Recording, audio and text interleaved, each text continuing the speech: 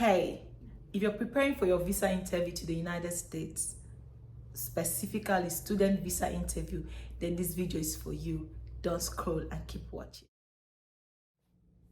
Hey guys, how you're doing? It's your girl Nick Elijah on the back of your screen, and hola, how you're doing?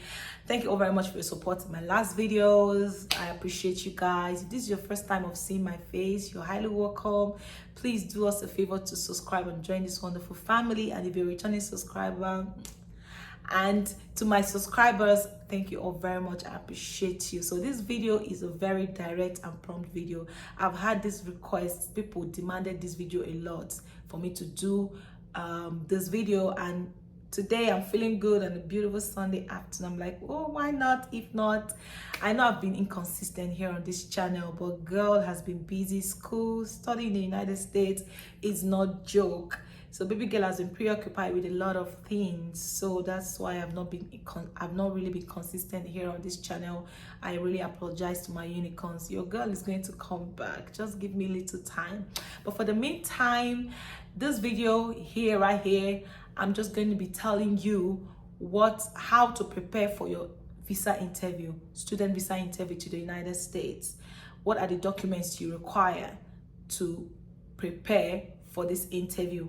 How do you apply, and so forth and so on. So if this is something that you would love to watch, if this is an information that you're interested in, please don't go anywhere, stay put, and let's dive. All right, so if you watch my previous video, I gave a step-by-step procedure on how to apply in case you want to move to the United States via the student route. Okay, you want to come to the United States and study for your master's, for your college. I explained everything in details. The video, I'll be linking the video somewhere here, because I'm not like going to go back. So if you've not seen that video, I would really advise you go watch that video before continuing this video, because it can actually, put you through to this level, right? But if you've already watched the video, now this video is for you. Here I'll be telling you what are the documents you require while preparing for your visa interview. Now, first of all, from my last video, I explained to you up until the point where you got your I-20.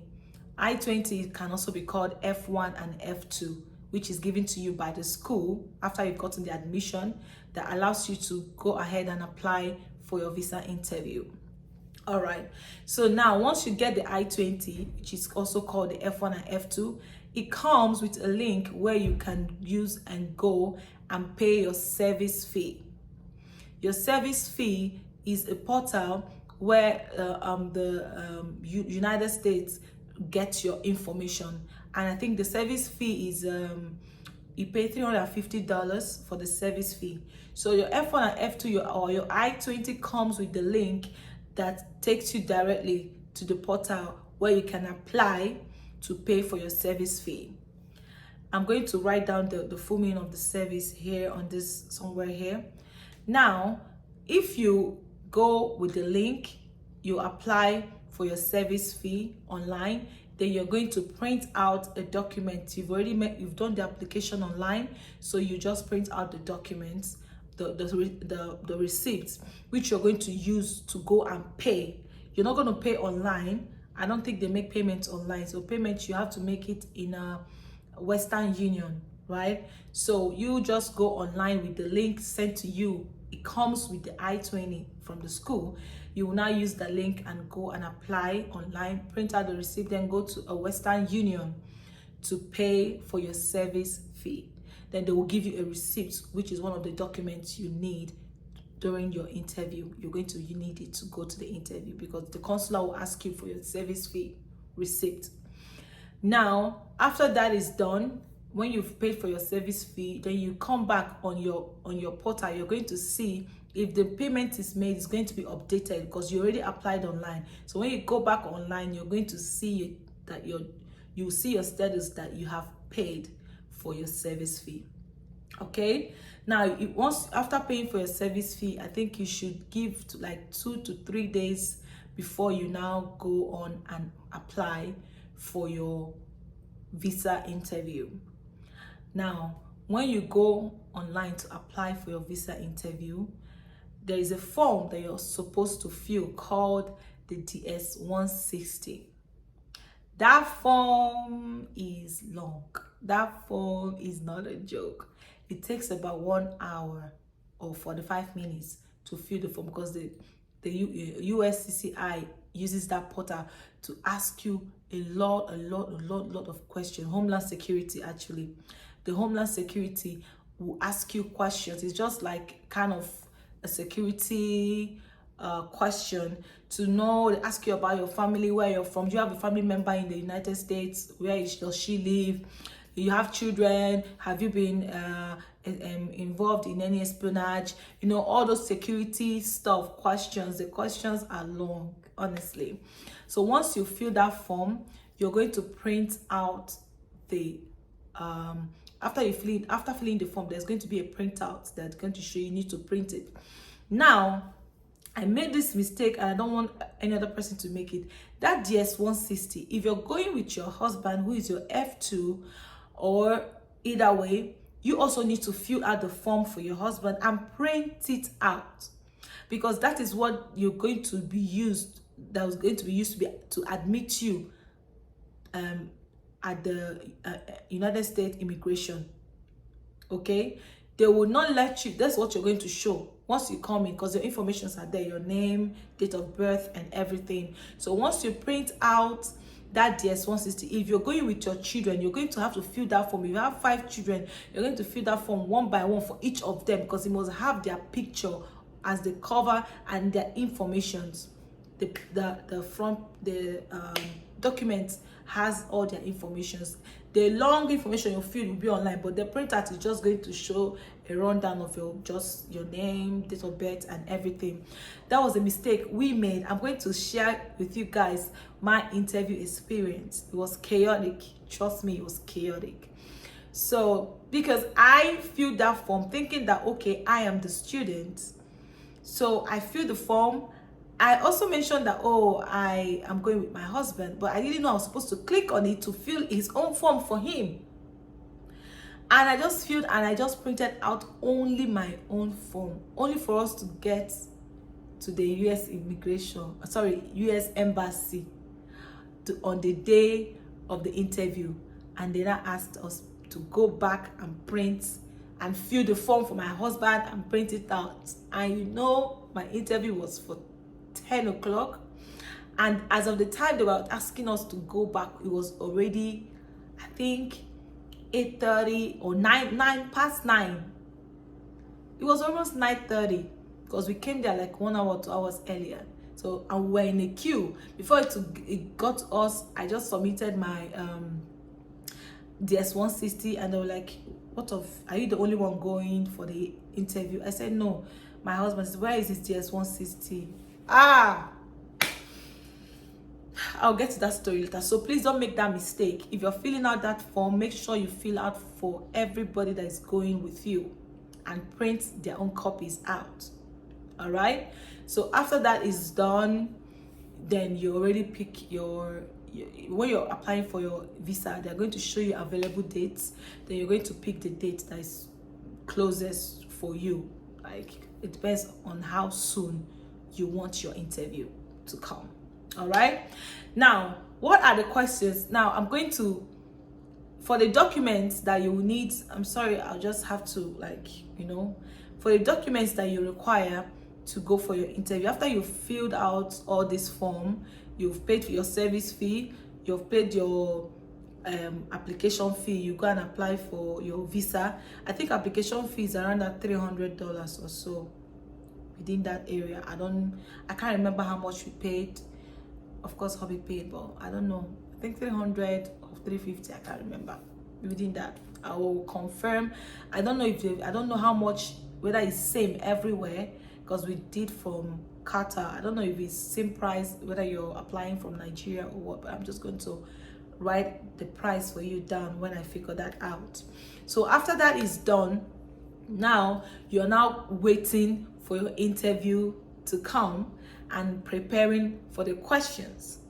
Now, the interview questions, what are the questions you should expect? Now, this most of the time is not always like the same question you're going to ask you, but this question is going to give you an overview of what to expect. These are like generally asked questions, especially if you're I'm going to be saying from the student visa route. You know, I don't know what they ask you when you're going for visit. I don't know what they ask you for, you know, immigration visas, you know, but I'm just saying this based on non-immigrant visas, like student route that I came on.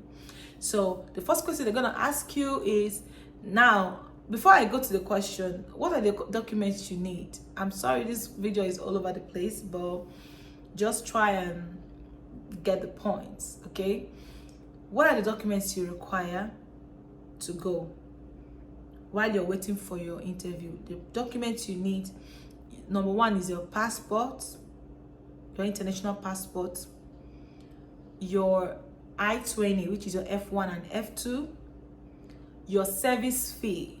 Now the service fee, the only person to pay the service fee is the student, right? So even if you're going with your whole family, even if you have a family of 10, it's only one service fee that you guys are going to pay because you're the one going to school, right? Okay, so clear that. Now you require your passport, your I-20, which is the F1 and F2. You require your service fee, your DS-160 form for everybody going with you, and if you're going with your husband, you have to get your marriage certificate, something that will show that you guys are actually married. Come with some of your wedding pictures if necessary. Then if you're going with your kids, come with their birth certificate, some pictures that you guys snap together. It's just something to prove that this is your child. Okay, now that being said, these are the documents you require for the interview. Then if you have a sponsor, get your sponsor's account statement of account or proof of fund. If your husband is the one sponsoring you, people should get the documents, your proof of fund, to show that, the documents that shows that, this social person is sponsoring me, and showing that that money is in the account. They might not ask you, but you just have to have it because they might ask you. It goes both ways. So once you have those documentations all intact, pack them and keep them once. And please, I would advise you go with all these files, like a very neat file, so you can arrange your documents in one file. I have a sample. I just go for any file that have different divisions or demarcations, so you can put your documents there. So once they ask you, you can easily just get it out. So don't go there carrying back and bringing things and looking very unserious. So you don't want that. So once that is done, now what are the preparations? What are the questions that they're going to ask you? They're likely to ask you, because every consular differ, but there's a particular question, that general question that they ask, which is, once you get to the consular, they take your passport. Can I have a passport, please? Most of the time they don't even look at your face. Okay, they are very serious. They're always very serious. They don't really smile. So don't let their face intimidate you. Okay, now they ask you your passport. The first question they're going to ask you is, why are you going to the United States? Now they can see from your documents that you're going to study. So many people make the mistake of, they ask you, why are you going to the United States? I'm going to study. No, they know already that you're going to study. So they want you to answer like someone that wants to go and study, like someone like is educated, right? Or why are you going to the United States? I'm going to the United States to get my master's in so university for so course. That's a very smart answer, because they already know you're going to study. Now you have to tell them, what are you going to study at what university? Okay, now the next question they will ask you is, why United States? You know, it's a kind of tricky question. Now you have to prepare yourself and know why. You have to convince them why you chose the United States. Why can't you study, do your master's or college in your country? Why the United States? So you have to prepare for that question, because most likely it comes. So when they ask you, You not say, oh, they will ask you, do you have anybody in the United States? Okay, and these questions you need to be really honest. Do you have anybody in the United States? If you have anybody in the United States, you say yes. If you don't have anybody, you say no. Because even do your DS-160 form, they are going to ask you whether you have anybody in there, so they can see already in the form you filled. So they will ask you if you have anybody in the United States. They will ask you what state and what's the relationship you have with the person. Now the next question that comes up is, who is sponsoring your education? Now, if you're sponsoring yourself, you can tell them, I'm sponsoring myself, and also come with receipts, your proof of fund, what you do. Convince them that you can foot your bills, that you can take care of yourself while during the time of studying in the United States. Now, when they ask you if you're using a sponsor that is not your husband, right? Maybe your uncle is sponsoring you. If it's not your husband or your father that is sponsoring you, if it's your uncle or your auntie, now they are going to ask you, why is that person sponsoring you? You have to come up with a question, give them a strong tie that will make somebody, because America, they are not really family oriented. Everybody's on your own. Nobody is taking responsibility for anybody in America, right? So they don't have the culture of uncles train somebody in school, and no, nobody does that. So they can't really relate. So now always come up with a story that is believable, a truthful story most of the time. Because if your uncle is deciding to sponsor you, what relationship do you have with your uncle? You know, how close are you with him? How often do you guys talk? So you need to convince them, that give them reasons why your uncle decided to sponsor you, or your auntie or your family friend. Why is he sponsoring you? So you have to come up with, make it believable, make it make sense to them. Because one thing about these consulars, when you're coming, they're already seeing you as a suspect. Like, this person is a suspect. So you're coming to prove to them that you're actually coming to do what you said you want to do. So that's just the secret. Know that as you're coming, they already see you as a potential suspect, like you're coming to lie. So now you have to come and convince them that you actually want to go study. You're not running to the United States to abscond and everything. You're actually going to study because you want to study. All right?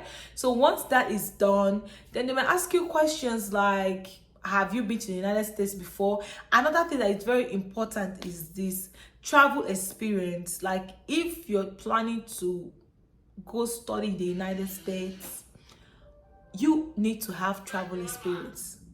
You need to have travel experience. Like, even if, like, let it be that you've left the country that you are in,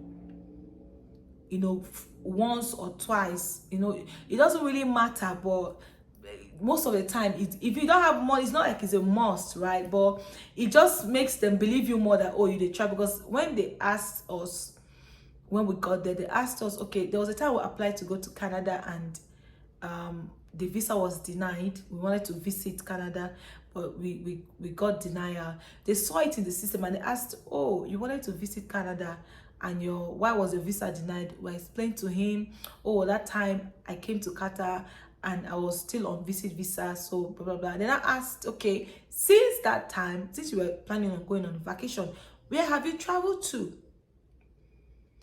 And we now explain that, oh, we traveled to Europe, we went to Georgia a few months ago, this one. So that makes them believe that, oh, you they go and you they come back. You right? So even if we not say we won't come study, and if opportunity comes up after study, you will love to stay, but do not rub it on their face. They want you to tell them that you're going to study, and after study, you're going back home. So they also need strong ties to home. Like, most of the time, they want to know more. Just tell them something that makes them believe. Like, always, if they ask you, okay, the next question they might ask you is, what's your plan after study? Do you plan on staying back in the United States? This is a very tricky question. By all means, avoid the temptation to shalaye. Avoid shalaye in that question. What is the plan? My plan is to come and get my master in the United States, get more exposure, knowledge that I will use and impact all the knowledge I've gained from the university and all the exposure that I've gotten from the United States back in my home country in Nigeria. Like, I'm going there to do elementary education. I'm planning to open a standard school in my country. Always take it back home. Let them know that you are not running away from your country. Okay, so that is very, very important. So these are basically most of the questions that they will ask you. Then, you know, just literally, so they want you to explain to them, now, why have you chosen that course and why that school? So you need to explain to them why that course is important to you and what that course can do to your career, or how it's going to improve your life as an individual. You know, how is that course personal? Why did you choose that course and why that school? That is why you need to go and read about the school that you are choosing.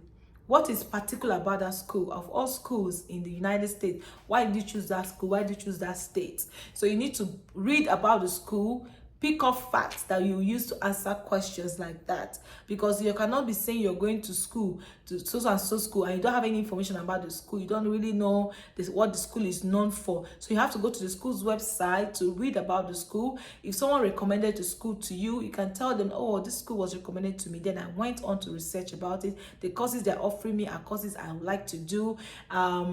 The school, the state is is not really expensive. House rent there is cheap for a student like me. Like, come up with facts, give them receipts, and please, I know sometimes it could be a lot of tension, like standing in front of a consulate, but like, if you stand in front of a consular, it's very scary. Like, you can easily, because they don't really keep smiley faces, so you can be agitated, you can be, you know, fidgeting and all of that, but try to maintain good composure.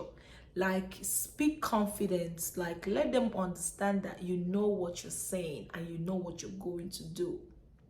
All right, so these are the things. Just like I said, make sure you read about the state you're going to. Make sure you read about the school. Find out information about that course. Why is that course you're planning to do? Like, I'm doing elementary education. What does education mean to you? Why do you want education? You can come up with stories like, I love kids. I have passion for teaching, helping people, blah, blah, blah. Like, make it make sense. That's the secret. They just want you to convince them. Most of them want you to convince them. Once you come correct, come smart, come really, like, read about the place, read a lot before you, like, get informations. So once you come correct with them, most of the time they're not going to deny your visa with God on your side. Okay, so to all of you that are preparing for your visa interview, I wish you all the very best. I hope this video has helped you in one way or the other. If you have any further questions about what you need, preparations for your visa interview, you can drop it in the comment section and I'll be sure to answer your questions. Thank you so much for sticking with me and watching this video. Please do share the video, like the video, comment below, do all those good stuff. I will see you in our next video. In our next video, I'll be sharing my own interview experience, how my own went. Okay, I'll share that video. This one, I'm just giving you a general tip on what the documentations you need, you know, during your interview, and the questions you're expected, what to do to prepare for your interview.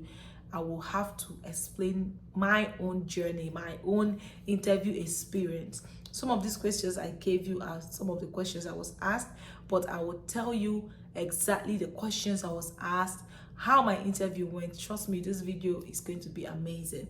So, but for now, see you guys later. Ciao.